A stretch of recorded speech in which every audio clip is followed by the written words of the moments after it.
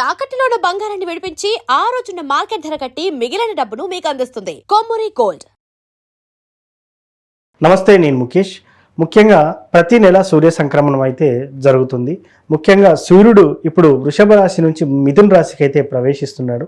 ముఖ్యంగా సూర్య సంక్రమణం వల్ల ద్వాదశ రాశుల వారికి ఎలా ఉండబోతుంది, ముఖ్యంగా దీనివల్ల ఎవరికి మంచి ఫలితాలు ఉంటాయి, ఏ రాశి వారికి చెడు ఫలితాలు ఉంటాయని తెలియజేయడానికి మనతో పాటు ఉన్నారు వేదిక్ ఆస్ట్రాలజర్ గోనుగుంట్ల సురేష్ బాబు గారు. నమస్కారం గురువు గారు. ముఖేష్ గారు నమస్కారం అండి. సూర్య సంక్రమణం అంటే ఏంటి, సూర్యుడు వల్ల నిజంగానే ఫలితాలు ఎలా ఉండబోతున్నాయి, దాని గురించి వివరించిన తర్వాత మేషరాశిలోకి వెళ్దాం గురువు గారు. ముఖ్యంగా సూర్య సంక్రమణం యొక్క మార్పు వల్ల ఎలా ఉండబోతుంది అంటారు? ఓం గం గణపతియే నమః. స్వర్ణలక్ష్మి నమస్తే అస్తు. పరబ్రహ్మ స్వరూపిణి రాజ్యం దేహి ధనం దేహి సర్వకామాంచ దేహి మే. 12 రాశుల వారికి చక్కగా మన ప్రేక్షకులకి ప్రతి ఒక్కళ్ళకి గణపతిని, స్వర్ణలక్ష్మి అమ్మవారిని మనం విశేషంగా ప్రార్థన చేద్దాం.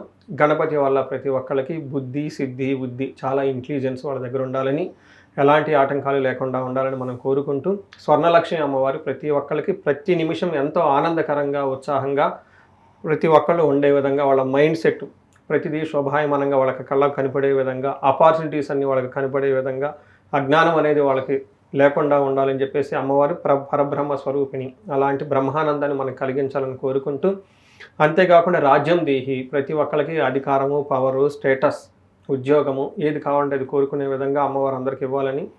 నెక్స్ట్ ధనం దేహి, విపరీతంగా ప్రతి ఒక్కరికి ధన ప్రవాహం వాళ్ళ ఇంటిలో జీవనంలో ఉండాలి, వాళ్ళ బ్యాంక్ అకౌంట్లో డబ్బులు ఉండాలి. ధనానికి ఇది లేదు, మాకు అసలు దగ్గర ధనం అనేది ప్రాబ్లమే లేదు అన్న ఒక స్థితిలో ప్రతి ఒక్కళ్ళు ఉంచాలని.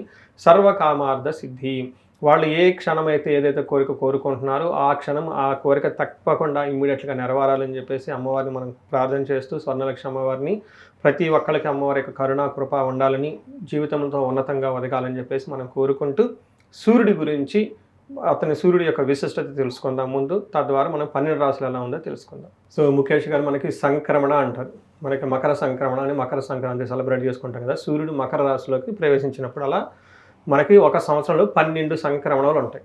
ఒక్కొక్క రాశిలోకి సూర్యుడు ప్రవేశించినప్పుడు ఆ రాశి పేరుతో మనం ఆ సంక్రమణ అంటాం. ఇప్పుడు మనకి వృషభ రాశి నుంచి మిథున రాశిలోకి సూర్యుడు ప్రవేశించడంతో దాన్ని మనకి మిథున సంక్రమణ అంటారు. ఇది 30 రోజులు ఉంటుంది.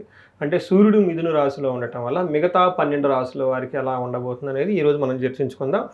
దానికి ముందుగా అసలు సూర్యుడి యొక్క ఇంపార్టెన్స్ ఏంటి జ్యోతిష శాస్త్రం ప్రకారం, రెండోది సూర్యుడు మన డే టు డే లైఫ్లో ప్రతి ఒక్కరికి ఏ విధంగా అసోసియేట్ అయ్యి ఉంటాడు, ఏ విధంగా సంబంధాన్ని కలిగి ఉంటాడని మనం తెలుసుకుందాం. ఫస్ట్ సూర్యుడు వచ్చేటప్పటికి మనకి 8 రకాలుగా జ్యోతిష శాస్త్రంలో మనకి సంబంధం కలిగి ఉంటుంది. ఫస్ట్ ఏమని చెప్తారంటే ఆత్మకారకుడు, అంటే సెల్ఫ్ కాన్ఫిడెన్స్, తర్వాత మనకి వైటాలిటీ, స్ట్రెంగ్త్, సోల్ బలం అనమాట, ఆత్మబలం అంటారు చూడండి, ఆత్మబలం అంతా ఇదంతా మనకి సూర్యుడి గురించి చూపిస్తూ ఉంటారు. రెండోది రాజ్యం, అంటే అధికారము, గవర్నమెంటు, పవర్, ఇదంతా చూపిస్తూ ఉంటారు. దాంతోపాటు పితృ, తండ్రికి సంబంధించిన వ్యవహారాలు, ఫాదర్లీ ఫిగర్ లాంటికి సంబంధించిన వాళ్ళు కూడాను మన లైఫ్లో రిప్రజెంట్ చేసేది సూర్యుడు భగవానుడు అని చెప్పుకోవాలి. రెండోది యశస్సు, కీర్తి ప్రతిష్టలు అంటారు. కొంతమంది కీర్తి ప్రతిష్టలు చాలా విపరీతంగా ఉంటాయి.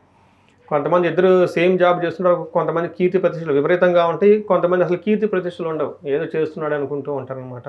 చుట్టాల్లో కొంతమంది తగ గౌరవం ఉంటుంది, తగ చెప్పుకుంటూ ఉంటారు వాళ్ళ గురించి, అదంతా యశస్సు అంటారు అనమాట. అంతేకాకుండా పదవి, ఏదైనా పవరు, స్టేటస్, ప్రమోషన్స్ ఇవన్నీ రావడానికి కూడా సూర్య భగవానుడి కారకుడు.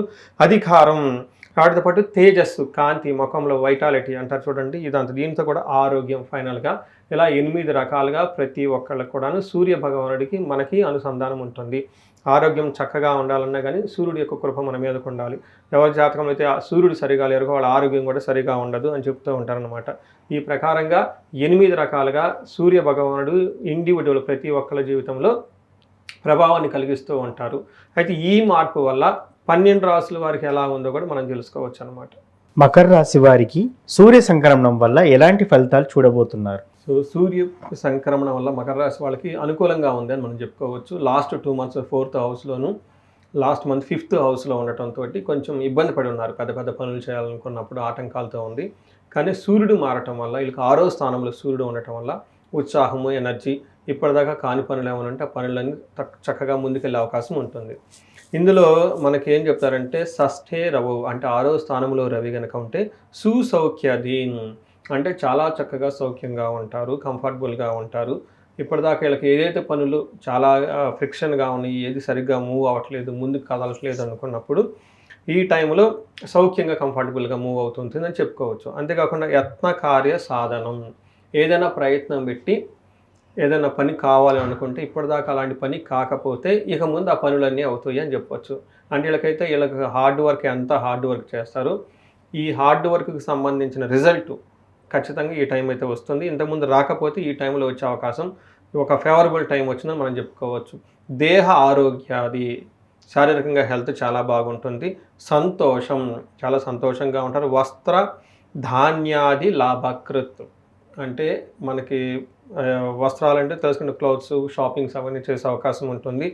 ధాన్యం, అగ్రికల్చరల్ రైట్, ఎవరైనా ధనం అమ్ముకోవాలనుకున్నా విలేజెస్లో ఉంటారు కదండి, వాళ్ళ పంట దిగుబడులు అవన్నీ పెట్టుకొని మనకు స్టోర్ చేసుకుని ఉంటారు. ఈ టైంలో అమ్ముకుంటే బెస్ట్, మంచి రిజల్ట్ వీళ్ళకి వస్తుందని చెప్పుకోవచ్చు. ఓవరాల్గా లాభప్రదంగా ఉంటుంది, ఒక మంచి టైం అని మనం చెప్పుకోవచ్చు. అయితే 12వ స్థానంలో ఉండటం వల్ల వీళ్ళకి ఎక్కువగా ఏమని చెప్తారు, కొన్ని విషయాల్లో కొంచెం ఎక్కువగా అలర్ట్గా ఉండడం చాలా అవసరం. మెయిన్ మెడికల్ బిల్స్ వచ్చే అవకాశం ఎక్కువగా ఉంటుంది.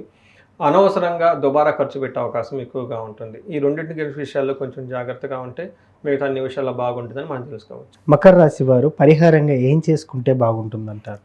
సో ముఖేష్ గారు, పరిహారాలు చూసుకుంటే మనం ప్రతి ఒక్కరికి సూర్యుడికి సంబంధించిన సంపూర్ణ శాంతి పూజలు అని ఉంటాయి. అంటే సూర్యుడికి మనం ఏం చేసుకోవాలి, జపాలు, దానాలు, తర్పణాలు, హోమాలు ఇవి చేసుకుంటూ ఉంటే సరిపోతుంది.